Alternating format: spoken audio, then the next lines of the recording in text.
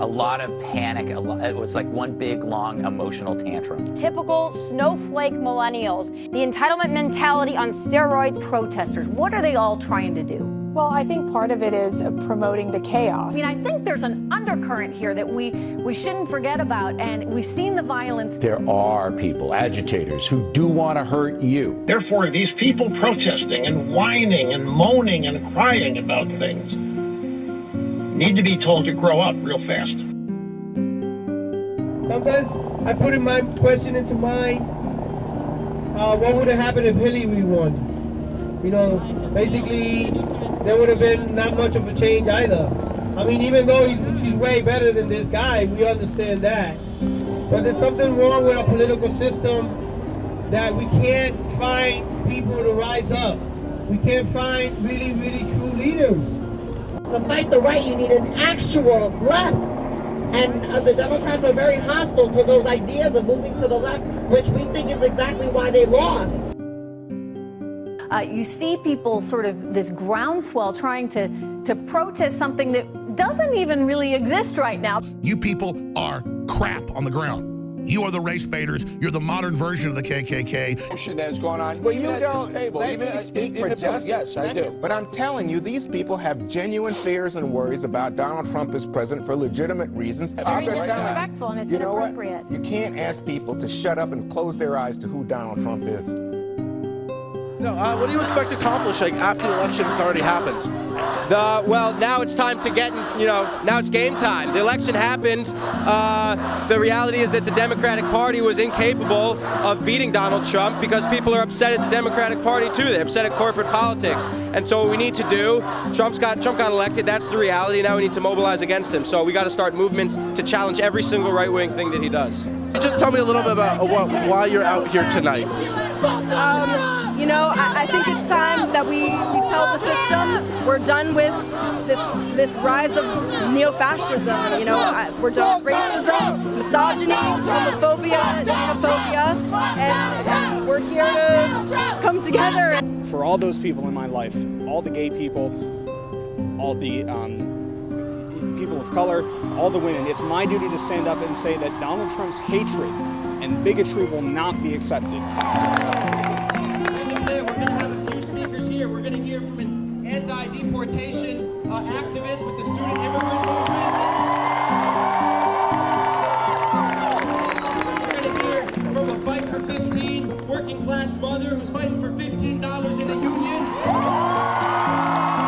This is a peaceful rally. There's families here. There's children here. We need to be a united movement. They will try to divide us any way they can. We will be united. And what our weapon is a mass movement. That is our weapon.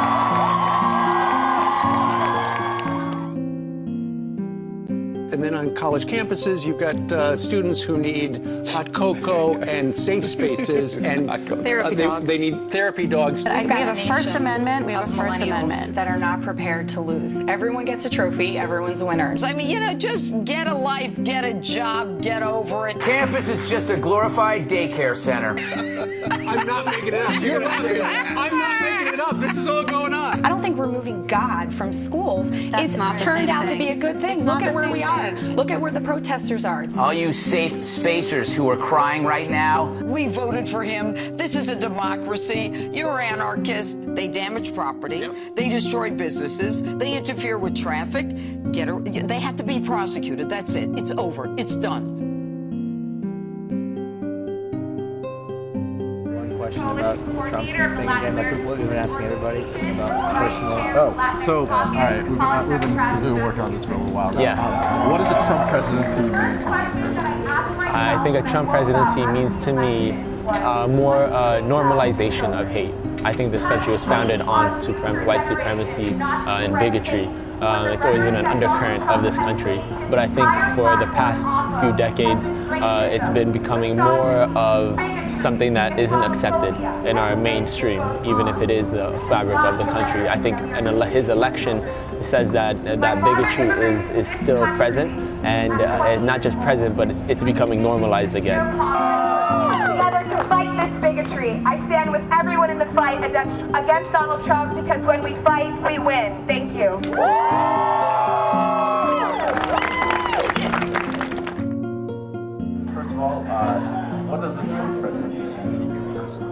To me, it's a little fearful, it's a little frightening for the fact that his policies are based on going back to a history or an imagined past that many Trump supporters cannot identify. So it's make America great again. Identify to me when America was great, when somebody wasn't in chains, somebody wasn't in internment camps, somebody in some type of group of minority wasn't or denied of their rights. So A, that's fearful, and how are we ever gonna progress as a society if we're going back to a time that we're supposed to go to? As a civilization, as a people, we're supposed to evolve, we're supposed to grow, we're supposed to change, we're supposed to adapt. And going back to something is reverting back to something that doesn't seem to be full of progress. Donald J. Trump is calling for a total and complete shutdown of Muslims entering the United States until our country's representatives can figure out what the hell is going on.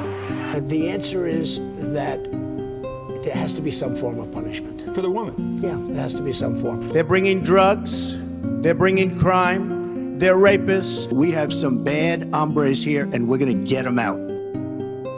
Stupid fucking cunt! Donald Trump! 2016! What pisses me off the most is that half of them come in this country and they live off the goddamn fucking system. They don't even work to begin with. But hey, Trump, all the way. No.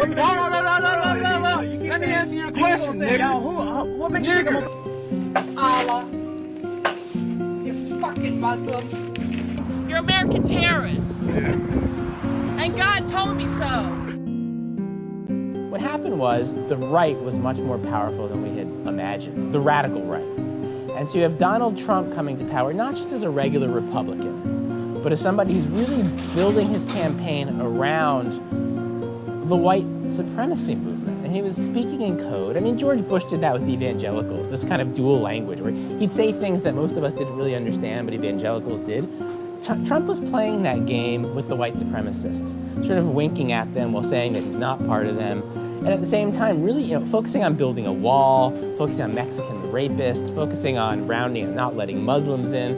So all these things that made people very afraid. Nobody in my lifetime has done that.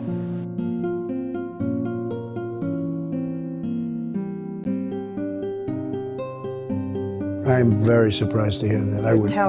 I hate to hear that. I mean, I hate to hear it. But you do hear it. I don't hear it. Okay, problem in this country. It's called Muslims. When can we get rid of We're going to be looking at a lot of different things. Our country!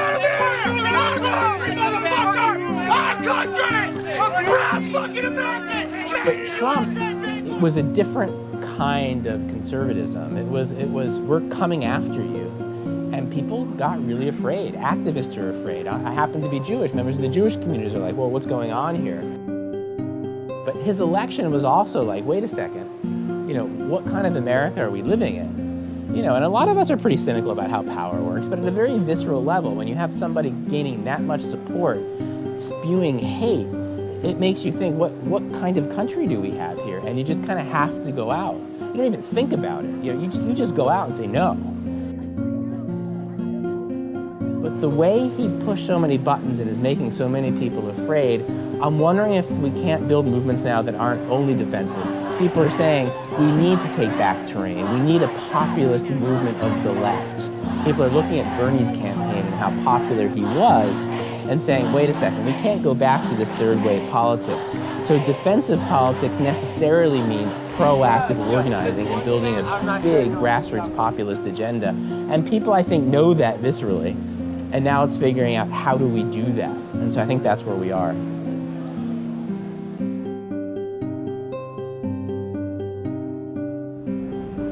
Y'all can hear me?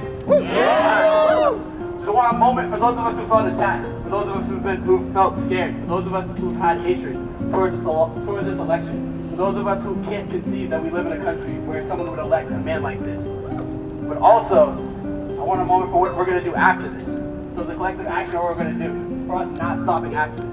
We stand in the face of hatred once again, and that hatred stands for Make America Great Again. And that sucks. It really does. But it's what we're going to do, what we're doing after this moment of silence, what we're doing after this rally is where the real work starts. And I hope to see all you guys working just as hard as we are. So with that, I'm going to have you guys take a moment of silence to reflect of not only what we've experienced in this week and a half since the election is gone, but also what we're going to do after, how we're going to be